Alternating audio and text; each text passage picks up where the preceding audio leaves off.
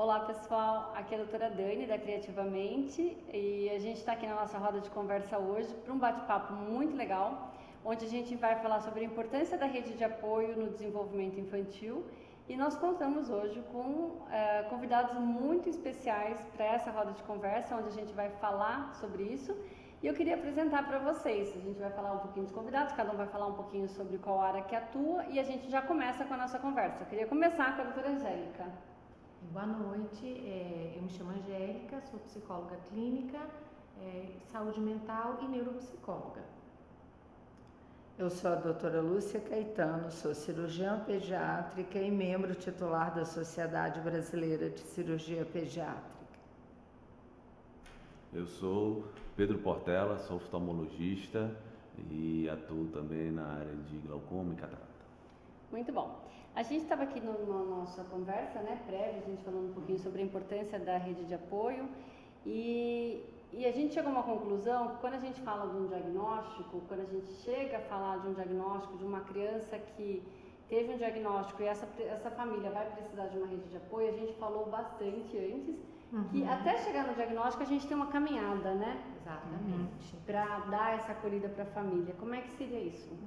Na verdade, cada família tem o seu processo, né? Em algumas famílias a gente vê a mãe solitária, né? Como a doutora Lúcia falou, que já vem percebendo alterações, já vem percebendo que aquela criança tem algo diferente, tem algo, demanda um cuidado especial. E nós temos outras famílias já que a rede de apoio, as pessoas de entorno alertam e a família fica no processo de resistência. Então, cada família ela tem o seu funcionamento. Mas até chegar ao momento diagnóstico, essa família já viveu muitas situações, né? Algumas famílias já estão em processo de isolamento ou de negação. Muitas vezes essa família já carrega algumas culpas, né? Alguns questionamentos, alguns afastamentos, até entre os próprios membros da família. Então, cada família ela tem uma forma de lidar com aqueles sintomas, né? Daquele diagnóstico. Então, até chegar ali, essa família também já andou, muitas vezes anos. Né? Existe um processo de defesa, de negação e existe muito medo de alguns diagnósticos e de buscar ajuda. Ainda temos muito esse distanciamento. Então, até o momento do diagnóstico, a família também já vivenciou muitas questões que precisam ser abordadas, acolhidas, ouvidas e a gente precisa entender o que essa família viveu até ali. Porque o tratamento ele não começa a partir de um diagnóstico. Aí essa criança já estava sendo manejada, ela já estava sendo tratada, ela já tinha um lugar nessa família, ela já era membro de uma sociedade, então ela já tinha um papel ali dentro.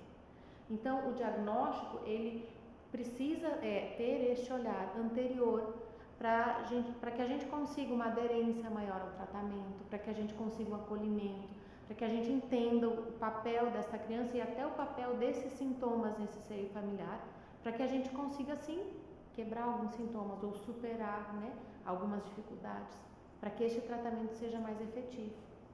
E a gente estava até conversando naquela hora, falando em relação a isso, né, que tem o histórico familiar dessa família chegar até esse diagnóstico, e a doutora Lúcia falou uma coisa que eu achei muito importante, né, tem famílias que o entorno dela é aquele que alerta para buscar uma ajuda, que dá sinais de alerta que aquela criança tá, e tem famílias que é o contrário, né? Tem famílias que fala, que eu achei muito relevante a sua fala, doutora, que é quando a mãe está percebendo e as pessoas ao redor falam que essa mãe está ficando louca, né? Exatamente.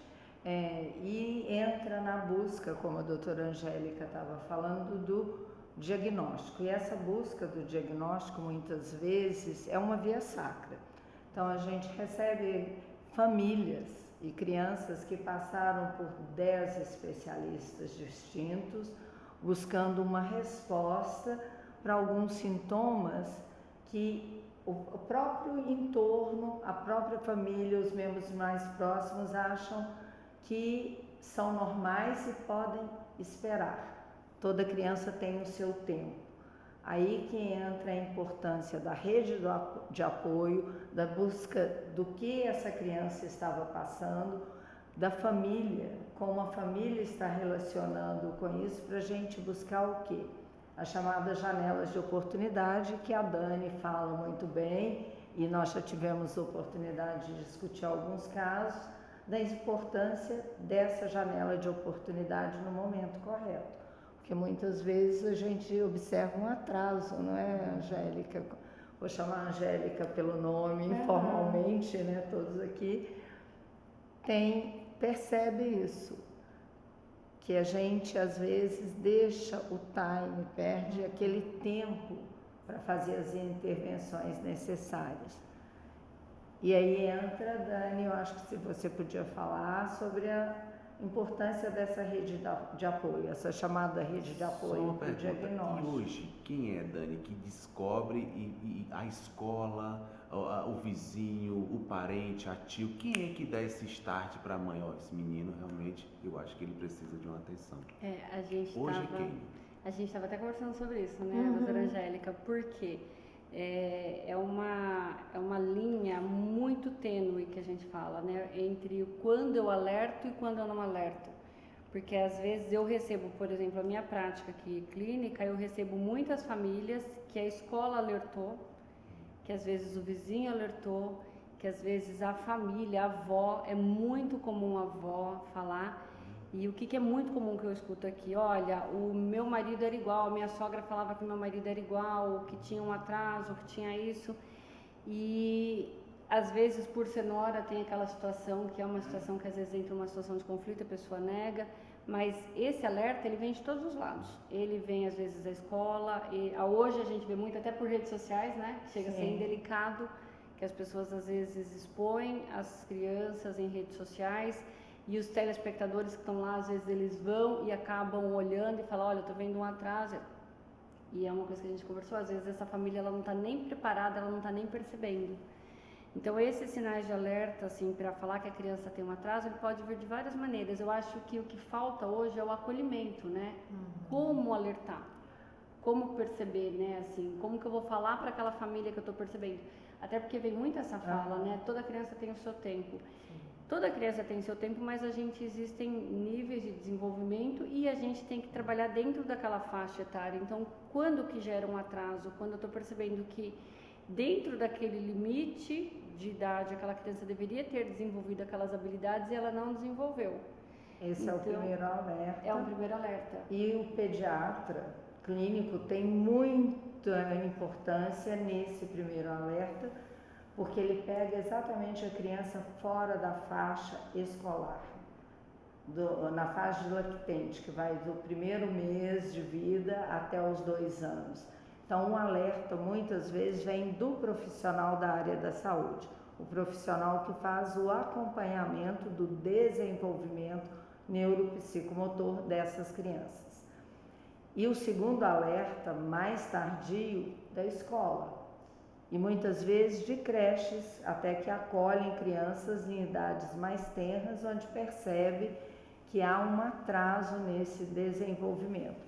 Essas habilidades relacionadas à faixa etária, elas são muito importantes, porque elas são, sim, o primeiro start para você falar.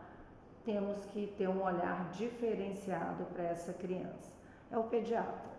Hoje em dia, a capacitação de pediatras, e nós já conversamos muito, né, Dani? É importante, porque o pediatra tem que trabalhar com esse, o meu marido era assim, a minha nora acha que a criança é rebelde porque eu acolho mais essa criança, eu faço todas as vontades.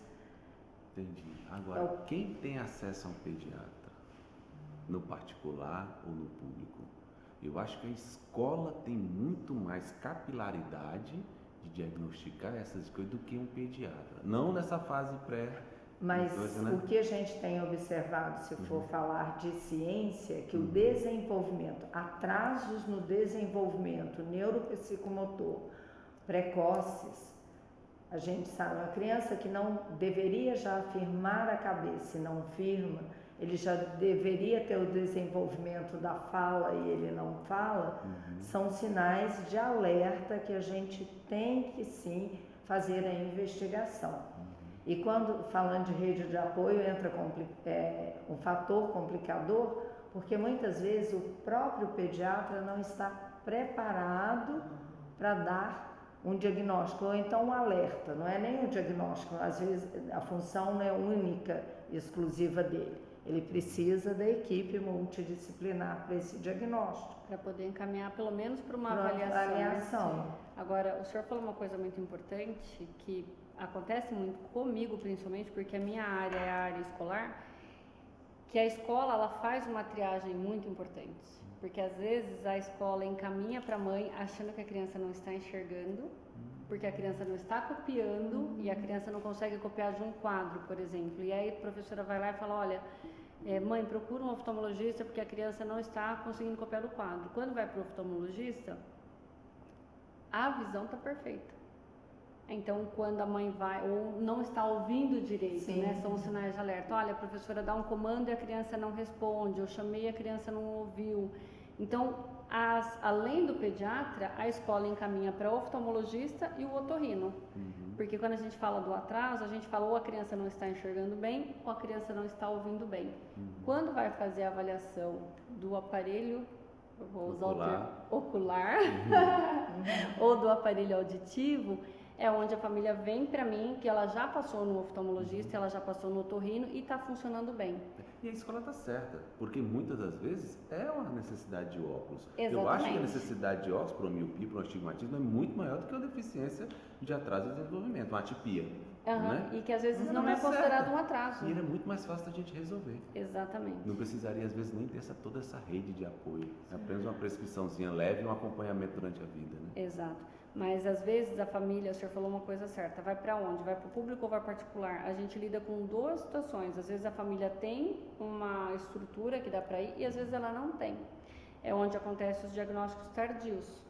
E quanto mais tardio vai, então gera um atraso. Uma criança que ela não tem um acompanhamento, vamos usar o exemplo aí da miopia, que ela não tem acesso a uma consulta, ela não tem acesso a um óculos, ela vai ter um atraso na alfabetização.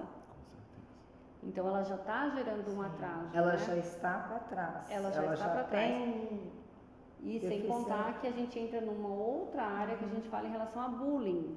Né? Então a criança que ela tem um atraso, seja na visão, seja na audição, seja no desenvolvimento motor, ela vai precisar, e a gente estava falando um pouquinho sobre saúde mental, né? A saúde mental dessa família.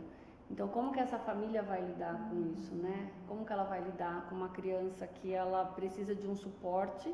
Às vezes, a rede de apoio vai ser financeira. Vai ser alguém que vai ajudar a fazer uma vaquinha, que vai proporcionar uma ajuda. Às vezes, a rede de apoio vai ser alguém que leve ou simplesmente que indica. A gente está falando aqui de Palmas, né? Eu tenho muitos pacientes que vêm do interior ou que vêm de outros estados e que a família muda para Palmas e ela não tem ninguém que ela conhece. Ela é uma muda pessoa... para fazer o tratamento. Ela muda para fazer o tratamento, ou às vezes o pai se transfere para cá, vem trabalhar para cá e essa família não tem a rede de apoio que talvez na cidade ela teria uma avó, uma família, uma vizinha, uma amiga. Então é uma pessoa que ela mudou para cá e ela está sozinha, né, para poder. Então às vezes essa rede de apoio vai ser alguém que possa indicar um tratamento, qual é o médico, para que caminho eu vou, né? Para que direção que eu vou. Quem já conhece o caminho. Quem já conhece o caminho. Quem já passou pela viagem, né? Exatamente. E com rede social isso propicia o financeiro, porque a gente observa muito. E comove, né? E comove. A gente dá R$1, dá R$10. Ao mesmo tempo, a gente tem que pensar o outro lado, que o financeiro também tem o ganho secundário, como estávamos falando anteriormente, e aí a gente tem que pensar onde, qual meio social essa criança está naquele momento e essa família. São muitos fatores, muitas variáveis, e aí quando nós falamos e fui questionada sobre política pública, é um questionamento que tem que ser feito pela sociedade. Em todos os níveis, não só na parte científica, médica, do educador, do pediatra, mas da sociedade como um todo. É complexo, eu falo que é um assunto para a gente virar à noite. Né? E a doutora Angélica tinha falado uma coisa que eu escuto muito, né? Quando a gente fala de cuidar de quem cuida, que é extremamente importante quando a gente fala de rede de apoio. porque até eu estava comentando uma frase que eu li, que com o diagnóstico, essa família acaba ficando mais pobre em vários sentidos. Até o doutor Pedro perguntou para mim, em que sentido? Pobre financeiramente, porque alguém vai ter que abrir mão de uma carreira, de uma profissão, para esse primeiro momento dar o suporte para a família. Então, a rede de apoio da criança direta são os pais. Né? A criança conta com os pais ali para dar o suporte. Mas a gente fala que ela socialmente ela muda também, né? É uma família que ela perde socialmente o vínculo dela com os amigos, ela perde o ritmo que a gente estava falando, né? Que a gente faz uma programação de vida e essa vida muda, que entra com o que a doutora Angélica falou em relação ao filho desejável e ao filho real, né? Expectativa e realidade. Expectativa e realidade, né? Então, quando a gente fala de quem cuida, porque chega uma hora que a gente guarda a nossa dor do lado e vai cuidar do que é urgente. Só que essa conta chega, né? Sim, uma hora. Essa conta chega. E se você não está bem, você não vai ter uma qualidade nesse cuidado. Então, realmente, né, o cuidador direto, ele precisa de uma atenção, sim. Até porque isso que a doutora Lúcia falou, né, do ganho secundário. Toda doença de longo prazo é inevitável, ela vai desencadear ganhos secundários. Porque senão você não consegue lidar. Se forem só perdas, você não consegue lidar. E é do ser humano, nós somos adaptativos, então nós buscamos.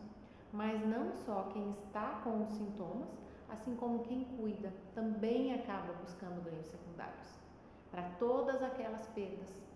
E aí é esse reequilíbrio, porque se a gente não cuida do cuidador, ou se a gente não começa a ter um olhar para quais são esses ganhos secundários e para estar dimensionando isso, tanto o paciente quanto o cuidador, muitas vezes o ganho secundário ele é muito elevado.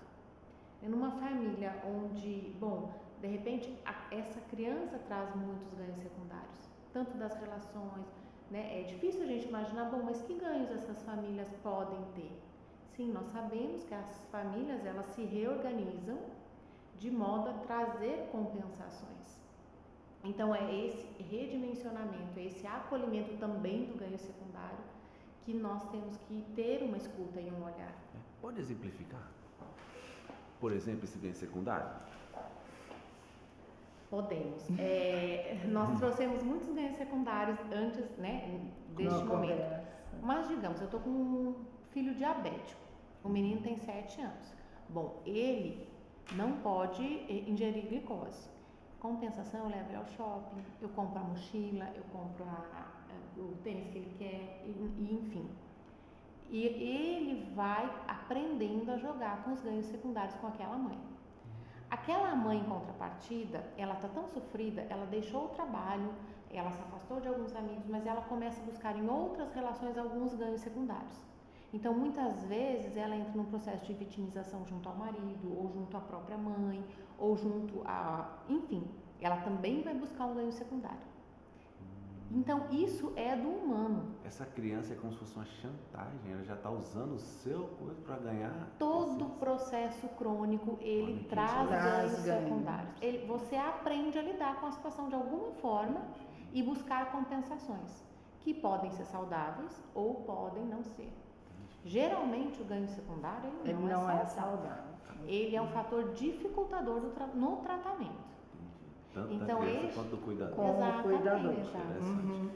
E no caso, eu acho que, desculpa interromper, existe uma questão de gênero. É a mãe que mais se sacrifica quando ela, na família, tem uma criança, digamos assim, com problema? O que eu vejo na prática do consultório é que, na maioria das vezes, é a mulher que mais perde. Por quê? A mulher que, pelo vínculo de gerar uma vida, ela se sente responsável por isso, então ela deixa muitas vezes o emprego e ela passa a ser a cuidadora em tempo integral dessa criança, ela deixa de ter o autocuidado, a gente vê muito isso, deixa de ir a um salão, a um café com as amigas. Começa a aparecer as pontas brancas, né? O autocuidado de comprar uma roupa, um calçado. Porque já acaba que não é mais a prioridade, né? Sim, é uma questão muitas de prioridade. vezes ela é, não vamos falar abandonada, mas ela é deixada sozinha nessa atividade pelo parceiro Muitos deles não estão preparados e quando tem qualquer tipo de diagnóstico, alguns também se sentem fragilizados e preferem sair do ambiente ou passam a ser só provedores daquela família e muitas vezes sem o vínculo e o envolvimento emocional. Falando do ganho secundário que a gente observa, muitas dessas mulheres se vitimizam, não no sentido de eu sou vítima, então eu sou a coitadinha, mas de sofrência mesmo. Elas passam a ter sofrência dessa vivência, desse momento, que na cabeça delas é para sempre, porque a maioria das doenças crônicas elas são para sempre. Ou até mesmo o lugar da heroína, né? Só Sim. eu que sei cuidar, só eu que consigo. Então eu sou insubstituível com esta criança. E aí um reconhecimento que às vezes ela não tem em outros papéis, no papel feminino ou no papel profissional. Então que ela consegue só através da maternagem e da maternagem de uma criança adoecida. E aí sim, bom, se essa criança evolui, o papel dela se torna obsoleto.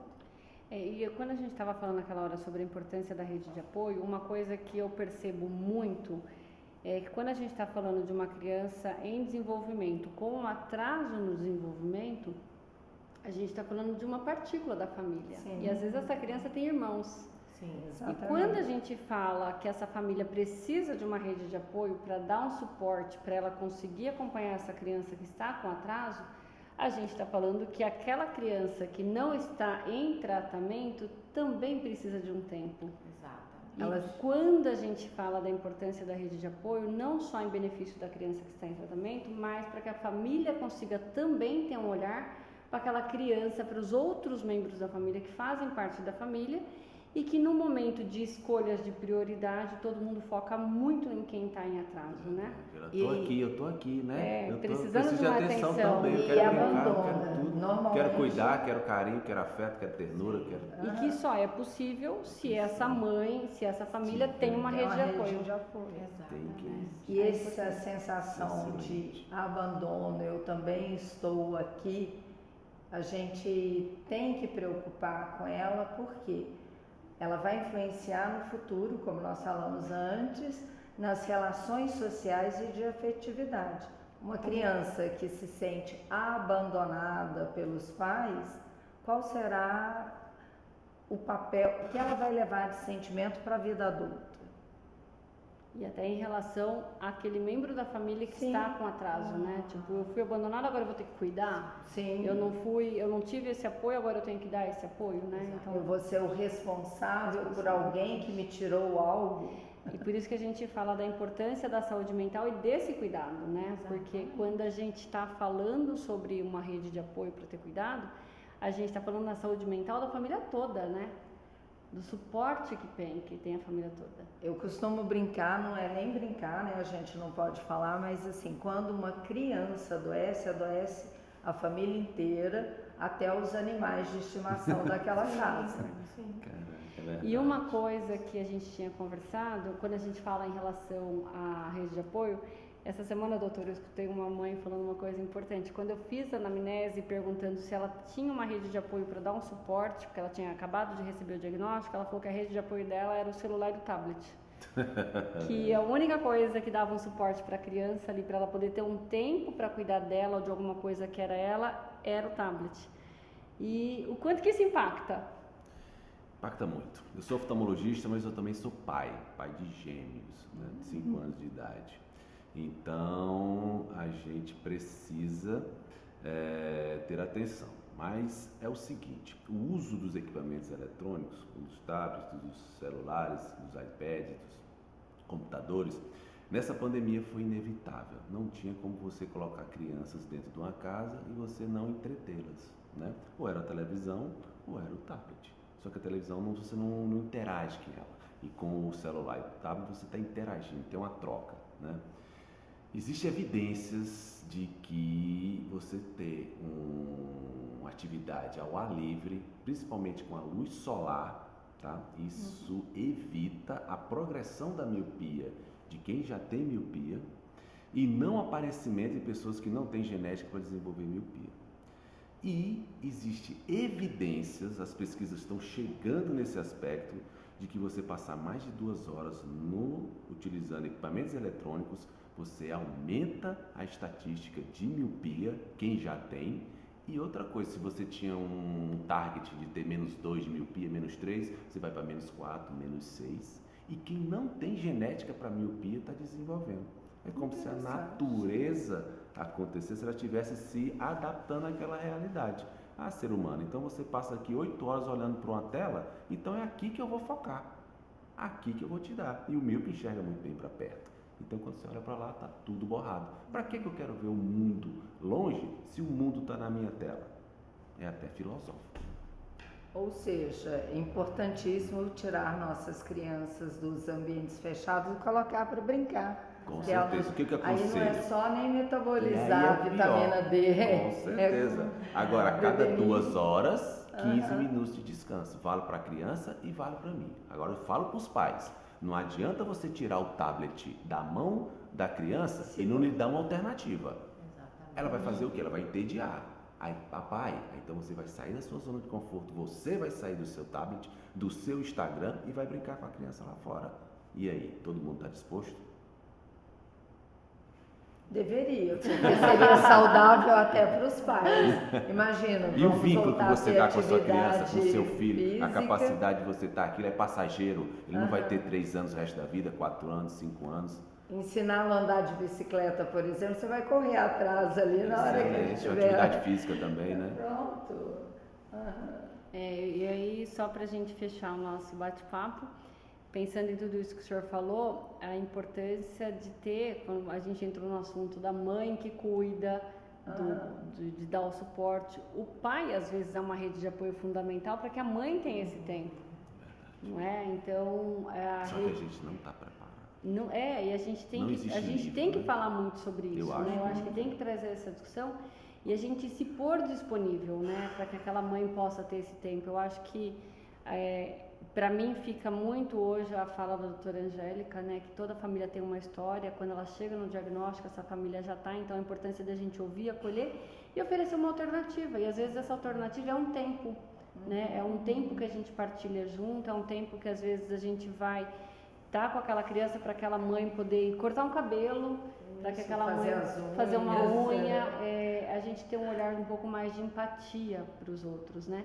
E também fica para a gente refletir, para as famílias que têm crianças com atraso no desenvolvimento, a importância de se permitir ser ajudada também, né? Exato. Porque não basta só a gente se pôr como rede de apoio, se eu não entendo que eu também preciso de uma ajuda, que eu preciso estar bem para conseguir cuidar, né? Então, a importância da gente também se colocar na posição de aceitar a ajuda, né? Para a gente conseguir ter uma caminhada um pouco mais leve.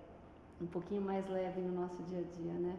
E a gente tem a ficar com essa questão da empatia, né? Tanto do marido com a esposa, da mãe com o outro filho que também não tem um diagnóstico, mas a gente conseguir ampliar um pouco a nossa lente e olhar para o nosso ao redor e ver como é que a gente pode ser útil para o desenvolvimento daquela criança e daquela família. Gente, o nosso bate-papo fica por aqui, eu só tenho a agradecer a todos os convidados, eu espero que a gente possa ter trazido para vocês reflexão, que a gente possa ter trazido um pouco de inquietação, né? E que a gente possa fazer a diferença com as pessoas que a gente já conhece, mas que também a gente possa compartilhar essa conversa, porque às vezes a gente tem outras famílias que também estão passando por isso, e precisam principalmente, somente às vezes, de alguém que dê uma direção, eu já passei por esse caminho e esse caminho por aqui é mais fácil, né? É um abraço, né? É um abraço. Que esse vídeo possa chegar para vocês também como uma forma de acolhimento. Muito obrigada. Obrigada para vocês também. Eu que agradeço.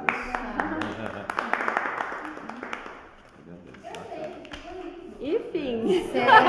Aí,